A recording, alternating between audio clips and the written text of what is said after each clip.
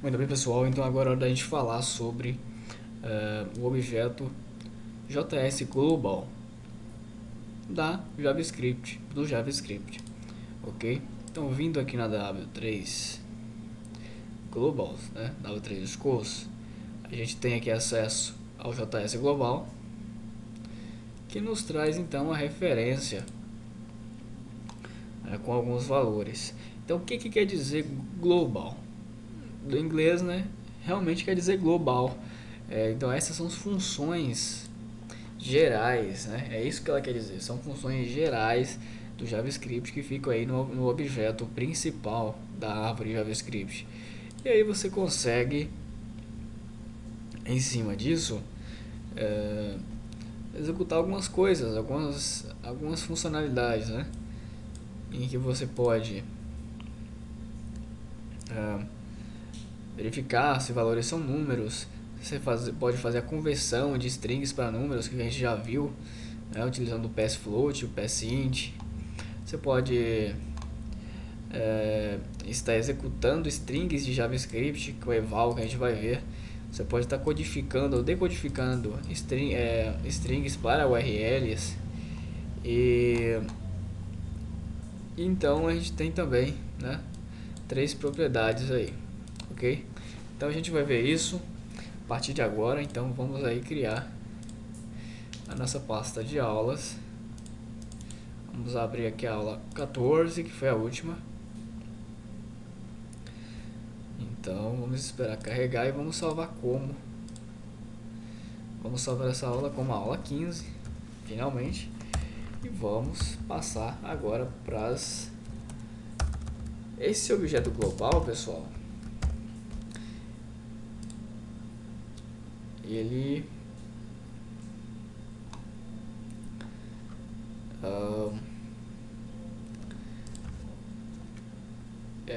ele não tem um objeto em si para você acessar ele, né? Deixa eu ver, tem, por exemplo, quando você vai usar o math, você tem que acessar o math, né? Para depois acessar os valores dele. No caso daqui, essa função você acessa ela diretamente. Então vou fazer um exemplo aqui, ó, decode URI. Então decode URI, como você já pode perceber.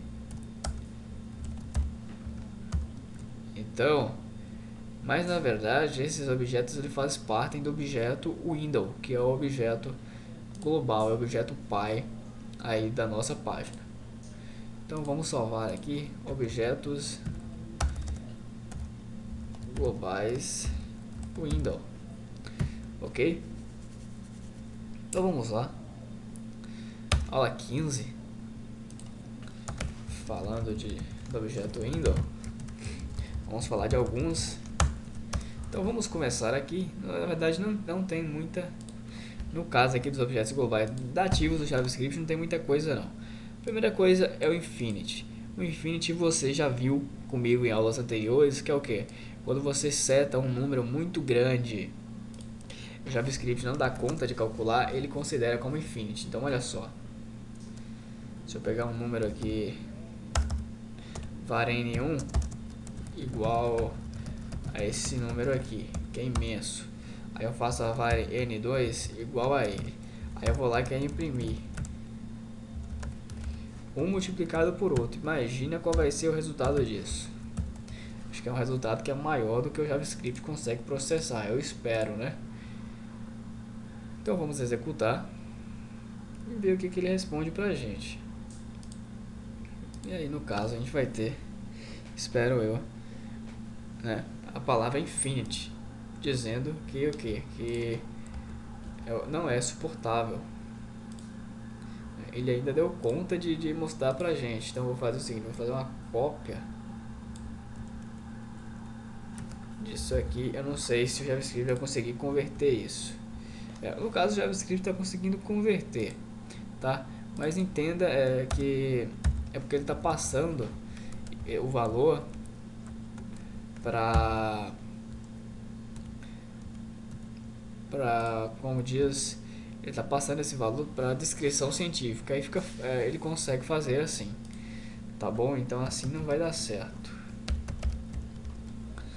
Mas normalmente, ao fazer a conta, a gente receberia o valor infinity. Quer dizer que não cabe na biblioteca JavaScript.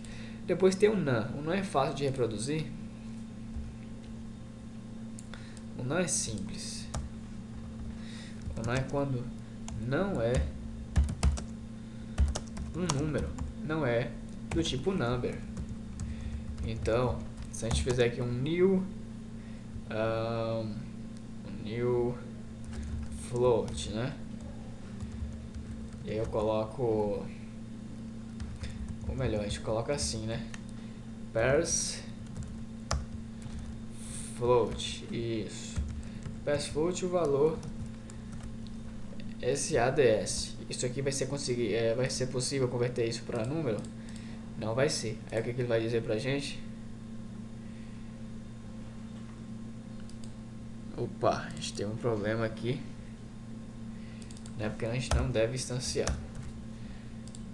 De novo, olha só, um NaN não é um número, ok? Por último, defined. Defined ainda não foi definida. Então, se eu der um console.log aqui da variável A, por exemplo, o que ele vai dizer para mim?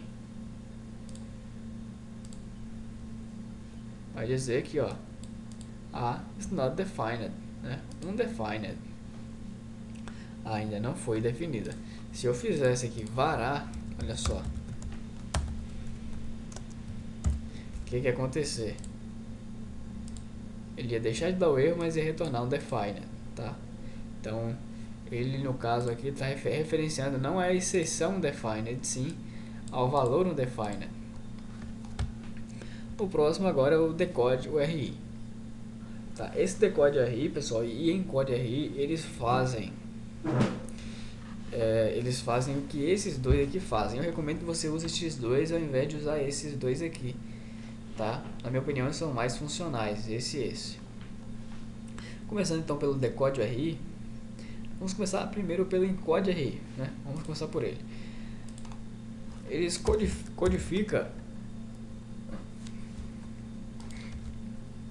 ele codifica um URL para você poder usar ela no navegador, lá na barra de endereços. Como é que é isso? Vou colocar aqui, codifica URL. Ela faz o seguinte, olha só, se eu tenho aqui a palavra ação, que tem C cedilha, que tem espaço, que tem acento, se eu pegar isso aqui e imprimir, vai imprimir normal. Olha só. Agora, se eu quisesse jogar isso aqui lá no nosso URL, eu não poderia colocar assim. Eu teria que codificar esse texto para que ele pudesse ser mandado pelo URL. Então, a gente usa a função encode URI component. Essa função é responsável, olha só, por converter aquele texto acentuado em uns caracteres especiais feitos exatamente para ser passado para o URL. Se a gente tivesse colocado só palavras normais, aí não teria toda aquela bagunça, mas como tem muitos caracteres especiais, ele acaba fazendo tudo aquilo. Isso aqui é uma str code, né? Codificada.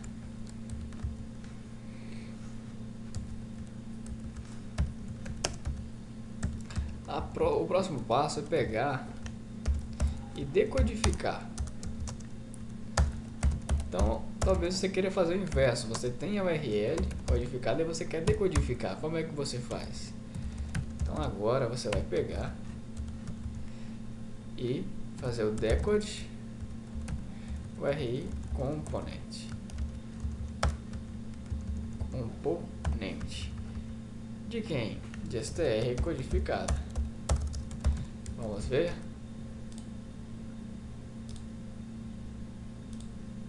Então, olha só, esse é o texto codificado, o texto original foi codificado nisso, depois decodificado nisso aqui.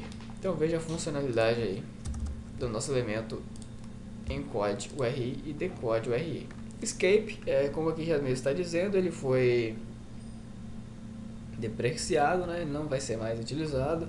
Porém, o encode e o decode, o array component, eles servem também para usar o escape, que é simplesmente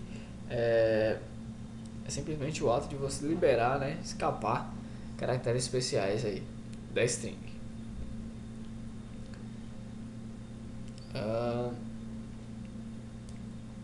Sfinite, né, é uma função muito assim que não é muito utilizada porque ela tem uma funcionalidade que é muito óbvia, né? Nem necessita de ser testada, mas existe. Então verifica se um número é possível, né? Está dentro aí dos limites da linguagem de programação JavaScript. Então se você imprime console.log Sfinite, deixa eu ver se dá certo, eu não sou muito bom em inglês. Sfinite.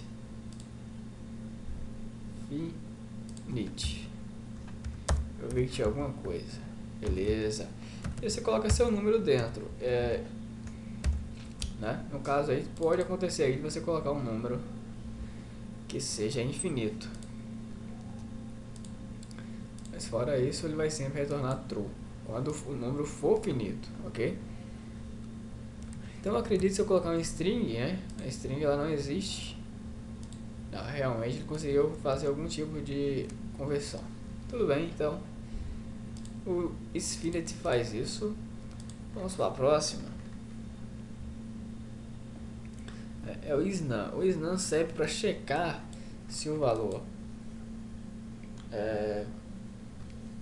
testado para saber se era um número retornou true, né?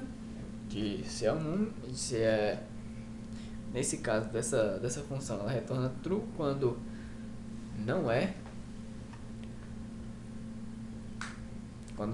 e true quando é. Então no caso nós vamos verificar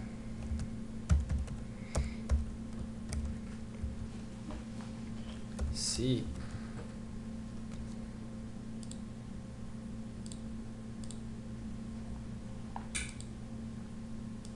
a gente vai verificar aqui